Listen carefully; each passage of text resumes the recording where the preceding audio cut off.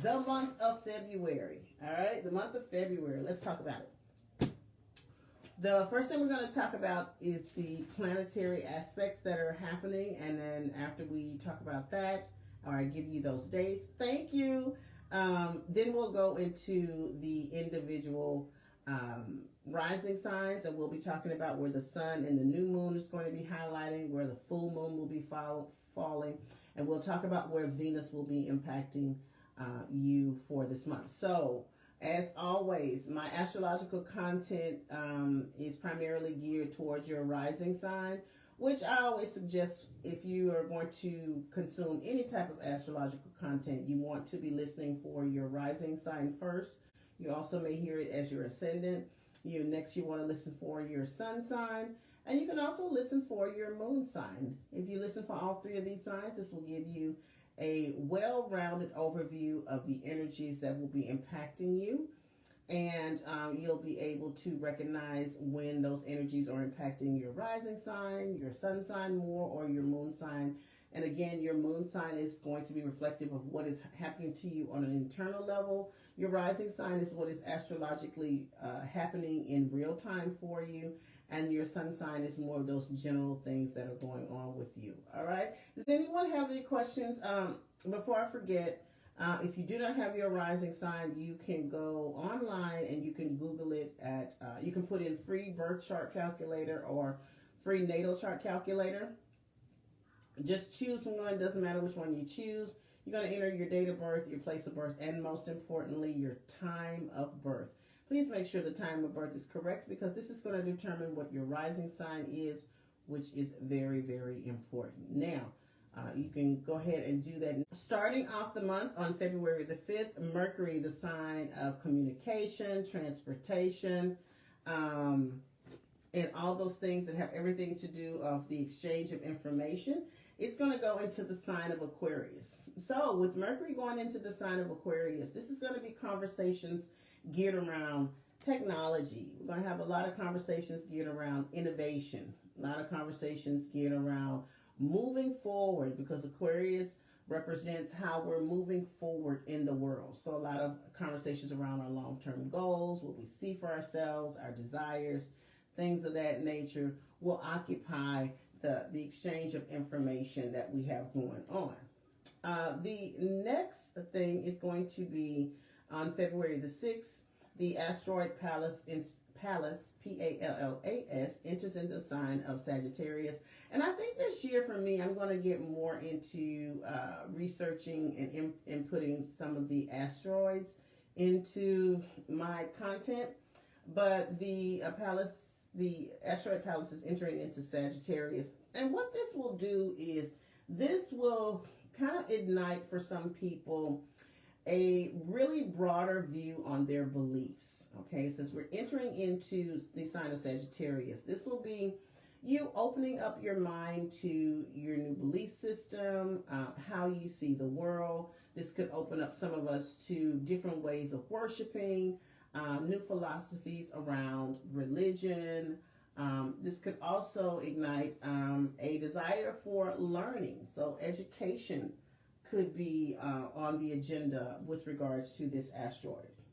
On February the 9th, our new moon, which is representative of new beginnings, this is where we want to plant our seeds of intention.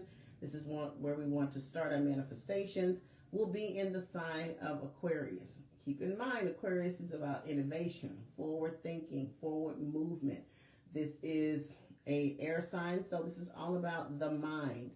So for me, with you doing your intentions around with the energy of the new moon, this is going to be a lot of speaking your intentions into existence, and also writing down your intentions into existence. This will support you on bringing those things into fruition. So as we move forward with the content for this year, depending on where the new moon and what sign it's going into, I will let you know what would be the best way to do manifestation. So because it's in Aquarius of the mind, let's write down our intentions. Let's speak our intentions into existence around this new moon. February the 13th, Mars the planet of initiative, the planet of passion and drive and moving forward. It's going to enter into the sign of Aquarius. February the 16th, Venus, our smallest benefic planet, which represents love, money, creature comforts, all the things that we consider things that we love, beauty, aesthetics, all of that will be entering into the sign of Aquarius. On February the 18th, the sun will leave the sign of Aquarius and move into the sign of Pisces. So February the 18th, we get a change and we go into Pisces season. February the 23rd, Mercury leaves the sign of Aquarius and goes into the sign of Pisces. Now, Mercury in the sign of Pisces is not necessarily the best placement for Mercury, because Mercury is the planet of the mind, and Mercury is the planet of the details. So Mercury wants to know everything there is to know about any and everything. It is very particular about the information that it receives, the information that it puts out, the exchange of information, and it wants to know how everything works in great detail. Now, when you take a planet that is so analytical like this and you enter it into the sign that is like Pisces. First of all, Pisces is a water sign. And for me, Pisces is the most intuitive, imaginative, and dreamy sign of the zodiac. So those two things don't particularly work well together, because Mercury is all about what are the details in this thing that we're trying to come up with, and Pisces is like, I don't have any details. It's all in my mind. It's all in my imagination.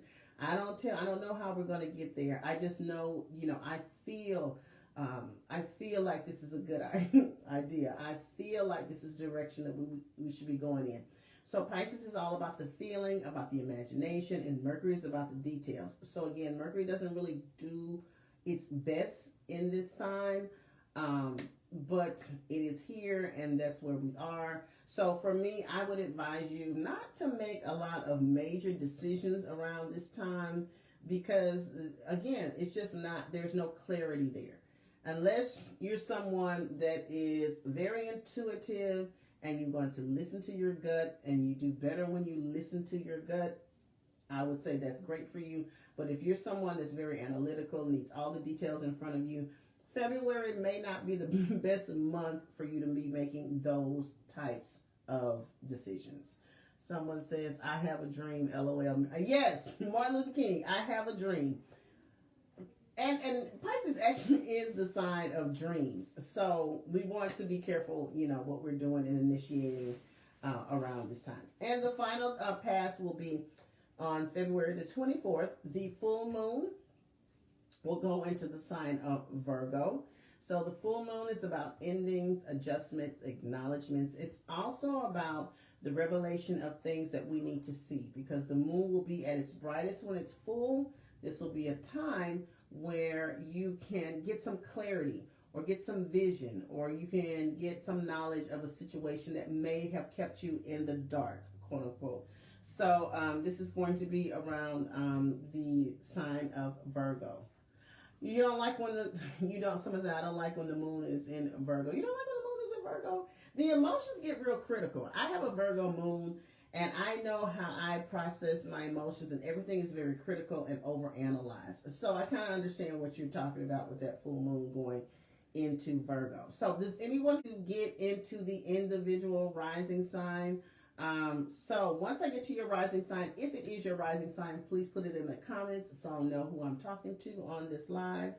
And we're going to get started. We're going to start at the top of the zodiac, as I always do, with Aries. The next is going to be Gemini, rising, sun or moon. Sun, Venus, and the new moon is going to be impacting your 9th house. So we're talking about higher education. So some of my Gemini risings could be thinking about going back to school, finishing up that degree plan, and this is higher education. So I'm thinking this is going to be something that's probably going to take, a considerable amount of time, anywhere from 2 to 4 years or maybe longer.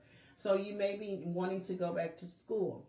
Some of you could be planning a long distance trip or taking a long distance trip. This is the house of international travel. So this is passport travel. Now, if you're a Gemini rising and you don't have a trip planned, this could look like some type of situation or attention drawn to passports, visas, citizenship of some sort. So at best, I am currently on Gemini rising. So at best, some of you may be thinking about it's time to renew my passport, get a new passport. This would be a great time for that. And then starting that long distance, planning that long distance trip for yourself. Now, ninth house is also about our faith, our religious beliefs, and our spirituality. So if you're a Gemini rising that has been questioning your path, questioning your faith, questioning what you believe in, this will be the time that you may get some clarity around those things. Some of you may be thinking about changing your religious affiliation, adding a more spiritual practice into your life, which we could all use that. But your belief system and what you believe to be true around religion and your faith could come into question during this time. All right. Your full moon is going to be impacting your fourth house. So this has to do with our buying and selling of property, where we live, our family, both the family that we are born into and the family that we create for ourselves, our emotional foundation. And again, this is our second parental house. So with the fourth house, if the 10th house is about the father, I usually say the fourth house is about the mother or mother figures or prominent women in your life. Full moon, ending, adjustment, acknowledgement. So this could be a situation with regards to a housing situation, or some of you are trying to move, maybe buying and selling a property, especially those of you that have been trying to sell a property and it has not been moving. You could find some resolution or a buyer for a residential property. Some of you could be finding a new place. This could also be, if you're not buying or moving or anything, this could be someone possibly moving out your current space. And this, with this full moon, this could also be a conclusion to family dynamics, things that have been going on with regards to your family, within your family, that we're finally trying to find a resolution for. Now, I would be remiss if I did not mention, with this full moon being in the fourth house, this could be a prominent woman or female energy transitioning out of your life. And that could look like someone that you have in your life and you may not be seeing them day to day. Maybe they move away or you move away, or the dynamics of that relationship come to an end. Could this possibly be a woman close to you transitioning over to the other side? It could possibly be that. I would not want to leave this live without you telling you that. So if you're a Gemini rising that has the blessing of still having your mother in your life, I would say to you, please pay close attention to the important women in your life. They actually may need your assistance in some way, whether that be financial, whether that be emotional, mental, or just want to spend more time with you, Gemini rising. So just be mindful of that. Again, that is the prominent women, prominent, important women in our life with regards to that. So look for some type of acknowledgement, some ending or adjustments around your family life. All right. So see you in the next video. Bye-bye.